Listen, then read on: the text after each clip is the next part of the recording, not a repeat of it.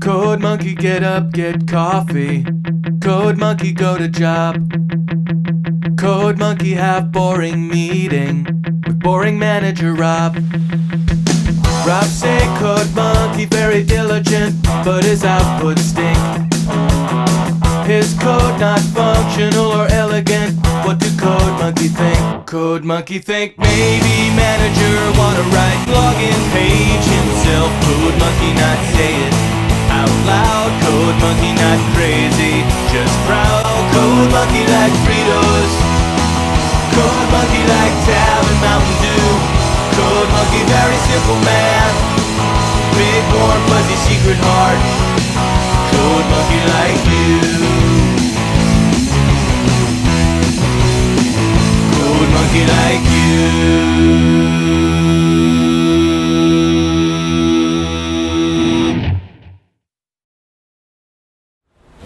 What's new, Dino Dudes? It's me, the Media Raptor, and welcome back to the Media Raptor's Reaction and Review. Or Reaction and Review with the Media Raptor. Or, who cares, let's talk about what we're watching tonight. I'm going back to something I haven't watched in about 4 years or so now. It's a 2017 animated movie, Thomas and Friends, Journey Beyond Sodor. So some of you might recall in my Thomas and the Magic Railroad review I said I'm done reviewing these Thomas movies. Why am I back doing one so soon? Well, look at my last review. I actually don't know when this review will be up compared to the other two I filmed and the one I've been holding off on uploading, so look at the one that was the Last House on the Left and Escape Room double feature review. I sat through two movies I absolutely loathed, so frankly I'm just looking for something easy to watch. Now, before I dive in, I actually have something I'd like to say and I've been meaning to say for quite a bit.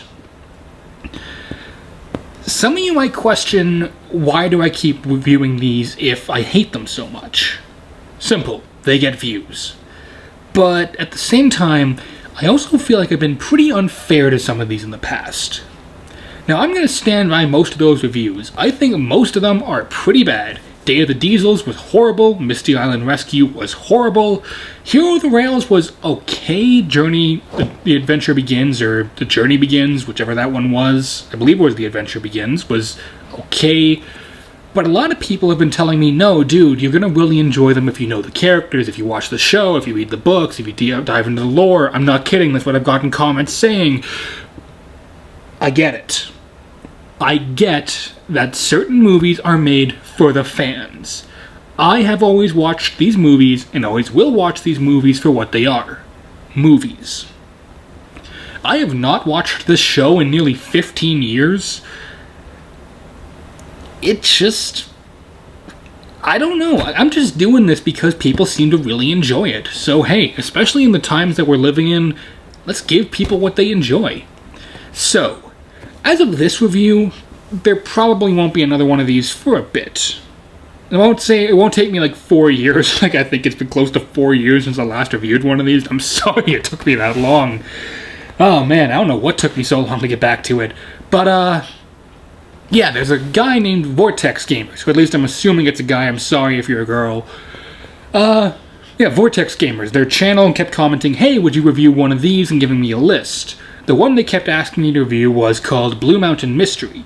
I couldn't find it online, I refused to pay for it, so I'm watching Journey Beyond Sodor.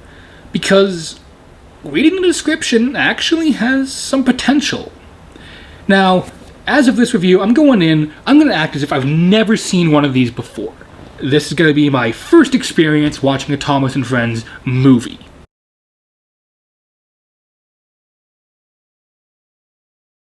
When I review it, yes, I will compare it to the others, but as for the reaction part and as for when I'm watching it, I'm not going to be comparing it to the others. Okay, I can't promise I'm not going to compare it to the others. My point is, this actually seems interesting. Journey Beyond Sodor is actually kind of doing something I've always wondered what it was like since I was a kid. What's beyond Sodor? It says they're going to the mainland, and I've always wondered, what is that? Seriously, if you look at the old Thomas the Tank Engine series before it went to CG, they rarely, if ever, left the island. Everything took place on the island of Sodor. So this mainland where the trains come from? that could be really interesting. Granted, the story does seem kind of simple, and I kind of think I know the plot already, but it could still be entertaining, you know? That's what I'm hoping for here, that it's at least entertaining.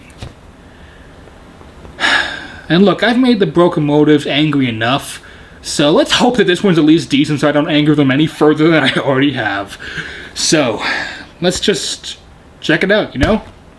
Everyone just kick back, grab a drink, and let's check out Thomas and Friends' Journey Beyond Sodor.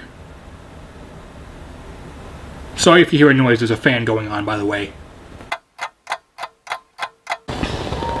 Okay, so we're like literally 30 seconds in. I already have something nice to say about the movie. The animation has improved. Compared to the ones I've watched, well, it's still not the best. The CG looks very nice, at least for what it is, for being an animated direct-to-video movie based on Thomas and Friends. This is actually decent animation. I don't remember James being this much of a dick. Seriously, I don't remember James being this self-absorbed and egotistical in the old show, but then again, maybe he wasn't. I just haven't watched in a long time. Okay, the guy who plays Thomas in this version has a really good singing voice. I was not expecting that. Like, he has a pretty decent singing voice, all things considered. Yeah, I'm surprised, again. Okay, so this is like the 5th song so far in like half an hour. I'm not gonna talk about that right now. Are they doing a song about stranger danger? Because it kind of seems like they are. Okay, so Thomas just had a whole song about wanting to be free. I'm not going to talk about the context behind it, because it's kind of weird. And then immediately he's like, yeah, you know what, maybe you're right, maybe I should stay here, even though I just had a whole, like, 3-minute song about wanting to get out of here. Fine, Thomas.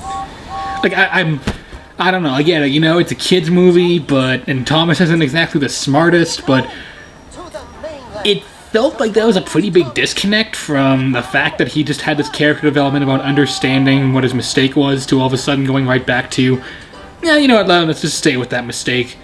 Then again, maybe that's just me. So something I kind of have to give credit to. The characters aren't idiots this time. Like, they're actually thinking competently. The decisions they make, the dumb things they do, actually seems realistic for the age they're supposed to be. Also, one of these characters is autistic, and they're pulling it off shockingly well. Because, I'll be honest, this is the last thing I would have expected them to be able to pull off a character like that competently with, but you know what, they're doing a great job, so I'm not going to complain. Okay, so it looks like we're in like the end where they're just doing some random bonus stuff, so I'm just going to call it here. Hello, everyone. Yeah, I'm just calling it here. That was Thomas and Friends' Journey Beyond Sodor, the movie. Not horrible. Not by any sense of the word. Sure, it's got a lot of issues, but frankly, that was actually pretty decent. Yeah, I'm pretty surprised by all this. Okay, so let's talk about it. There's 2 major issues with this. One of them is the writing, the other one is the animation. Now, I know I talked about the writing actually being somewhat competent and how the characters seem to act like they would if they were, you know, the age that they were supposed to be, or at least implied to be as trains. And for 95% of this, yeah, actually, the writing's pretty competent. We have a simple story, but that does have a pretty, you know, it's a simple premise, but this is made for little kids, so it makes sense that it wouldn't be the most complex thing in the world. It's got a good moral, it's got some interesting characters that I haven't seen before. There's like 3 characters, and at least one of them I know is, well, at least I could tell, is supposed to be autistic. But instead of saying autistic, they say experimental. And those 3 characters, I think, are actually shockingly good interpretations of people with autism. Now, I say that because I have seen many examples in the past and I want to talk about of, hey, let's do an autistic character, and then, oh wow, we really screwed that up. But really, the really good ones I've seen are often the ones that don't draw attention to it. Two great examples being Symmetra from Overwatch and Josh from Watch Dogs 2. I think they were handled very well. I think it's something kids can understand. There was a good moral. But the plot wasn't really a plot, as much as it was, here's like 3 ideas that could be 3 episodes stitched together. So the idea is interesting with this whole, like, James and Thomas kind of having a bit of a back and forth, and then one of them going to the mainland and the other one having to come get them. Now, it made it seem like James was going to be the one who goes to the mainland, and then Thomas would follow to try and help him come back. And reading that, it made me think, oh, okay, it's going to be the whole, like, going Hollywood plotline with James going somewhere. He gets caught up in this new world, this new style. He makes new friends, but in the end he realizes, no, Sodor is his home, and it's where he has to be. Or they do something kind of mature and have it go, yeah, friends move on, but you'll always be friends. Which I doubt they would have done, but, you know, that is something they could have done. But what we get is Thomas goes to the mainland, which literally is just Sodor, just with some slightly different colored houses. I'm not making that up. And he ends up getting stuck in the steelworks with these 2 engines who are essentially trying to force him to stay there.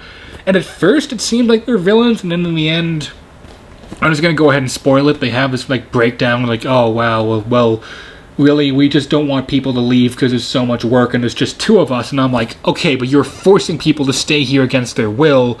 That's not a mistake. That's not like a honest accident. That's borderline kidnapping.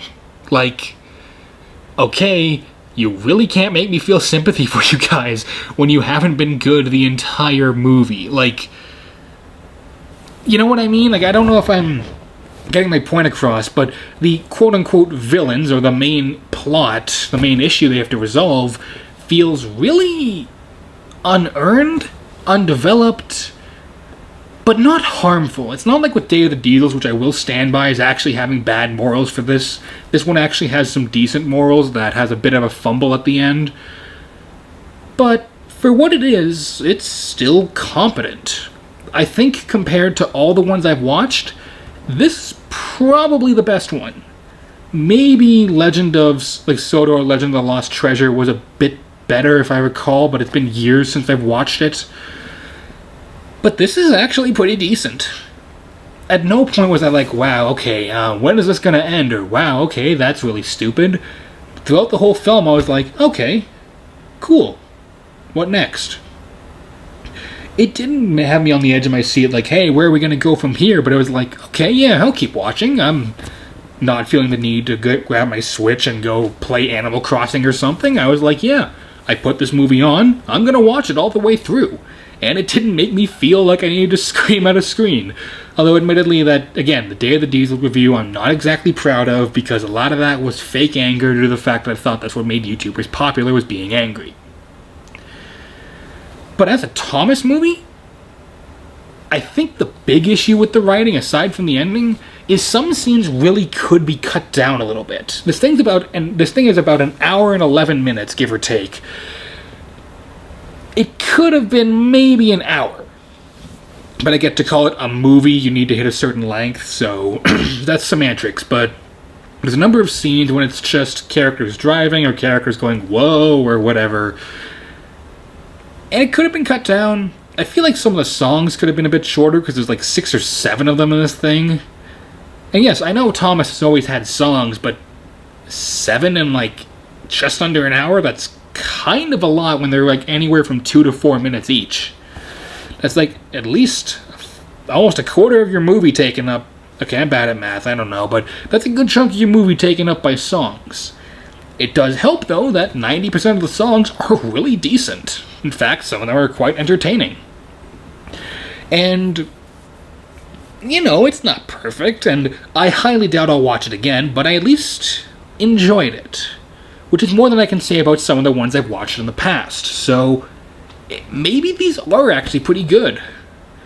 But what I can say has greatly improved from the last ones I've watched is the voice acting. Now, again, I do not know which version of this movie I've ended up watching, because the version I was watching, I didn't get to watch the credits, and I know that the guy who plays Thomas in the UK is different from the one who plays Thomas in USA for some reason. I find that kind of strange, but whatever. I believe, though, it was Joseph May. I believe. I genuinely don't know. And either if it was Joseph May or John Hassler, it really doesn't matter who it was. They did a great job. All the acting in this was very well done. And part of that is also including singing, which, again, just seems weird. But yeah, they sing a number of times in this movie, and it's pretty good. If there was one actor I genuinely think kind of did not sound right, that would be, 1 second.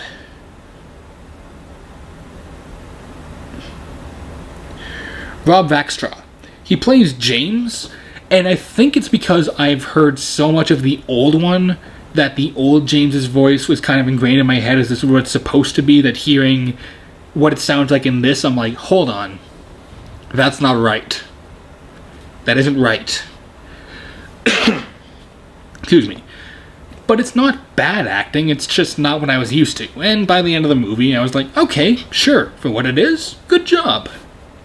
So, all the actors are surprisingly competent. A number of them do actually turn in a pretty good, decent emotional range. I think if there's one actor who I really have to give credit to, it would be Jim Howick, who plays Hurricane, one of the new characters. And this guy's been in a number of things, but he does a good job kind of playing this deep-voiced... It's hard to... He plays a suspicious character well. From the word go, you're kind of like, oh, okay, he could be a decent guy. But at the same time, you're like, but I don't trust him. In fact, this movie has a pretty decent message about, trusting strangers, which I know every kid's media has done, but at least it was decent. Could have been a lot worse. And there's one other actor I want to bring attention to. Let me just check real quick. Darren Boyd. So, yeah. He plays Theo, one of the experimental engines, which is very much the engines who have autism. Again, he's done a number of things before, and this is, from what I can tell, the only Thomas project he's appeared in, meaning that this is the only time Theo has appeared in it, but he does a really good job playing the character. I don't know how to explain it without potentially coming across as offensive, but let me just sum it up like this. Acting, really good. The animation is weird. Some of it is amazing. Well, not amazing. Some of it is very good compared to some of the past... excuse me, dry throat. Some of the past Thomas and Friends movies I've seen. Some of the settings, some of the backgrounds, they look very nice. Some of the steam effects look really competent. Some of the people actually look decent. They look like they've got more of an actual style now. The weird thing is, the trains now move when they talk. And I don't know if they did that in the other ones, and it's just been like 4 or 5 years since I watched a bunch of those. But it's weird seeing these trains kind of bouncing back and forth, especially when they're singing or when they're talking. And I get it's to try and give them a bit more of an emotional range and expressive, features. It just seems kind of weird. Maybe that's just me. But the thing is, though, the animation at certain points takes a real dip in quality. And I know why, though. Apparently, a good chunk of this movie, about a month's worth of progress, was lost because the company making it went bankrupt. F.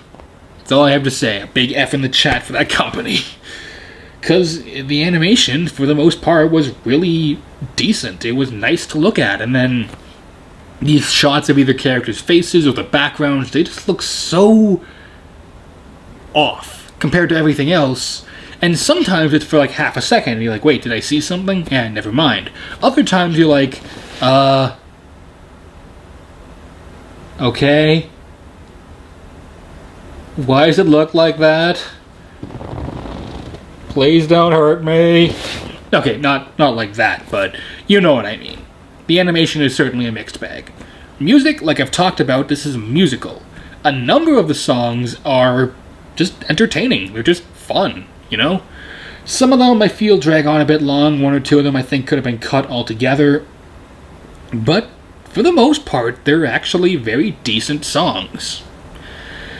Now there's one, when Thomas is singing about wanting to go home, when it begins, a number of the lines do not rhyme with one another, and it's very odd and very distracting considering that the rest of the song is actually really well done. Or at least compared, for Thomas and Friends. But, you know what, I think this is meant for kids, so I really don't think kids are going to pick up on that much, and I think they'll be more entertained by the thing overall. So, yes, actually, I'm surprised I'm saying this, I can recommend this movie. If you have kids, or if you're a brocomotive. If you are not really, if you grew up watching Thomas and you've kind of stopped watching it, there's no point in going back. Unless you want to get into this fan base, just enjoy the memories, you know? But if you're a brocomotive who hasn't seen it, or you're a parent with kids, or you're just, a kid watching my videos, what are you doing here? Sorry, these are not made for kids. It's decent, actually. I'm giving it a 2.5 Raptor claws out of 4 for quality, 3 Raptor claws out of 4 for entertainment. So overall, I'm going to have to give it, somewhere between 2.5 and 3 Raptor claws out of 4. It's definitely competently made. It's very well acted. It's not perfect. It's predictable. It's kind of, lulling at times. Some of the music is odd. The animation dips do kind of harm the movie. But I certainly didn't hate it. And I could say I was bored, but that only lasted for about maybe a minute at most for the longest time, so frankly, I wasn't really bored for extended periods of time. So, yeah. Honestly, compared to all the other ones I've watched so far, this is one I would definitely recommend showing to kids. I bet they'll get a real kick out of it. So to Vortex Gamer, thanks for recommending this to me. Sooner or later I will get around to some other ones, but frankly, I think it's kind of time that I, review some other stuff and try some new stuff on this channel. But I'm at least kind of glad I saw this one, because it was at least fun. Harmless. So, sorry if you were expecting a more angry reaction or something, there's just not a lot I really could get angry over. So with all that being said, this has been the Media Raptor, as always, saying keep cool, and I will see all you Dino Dudes around. Later.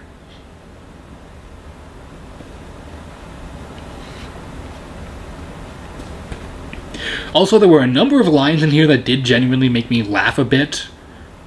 Surprised me how good some of the comedy was, especially some of the more take-that comedy. It's very rare, but it did catch me off guard.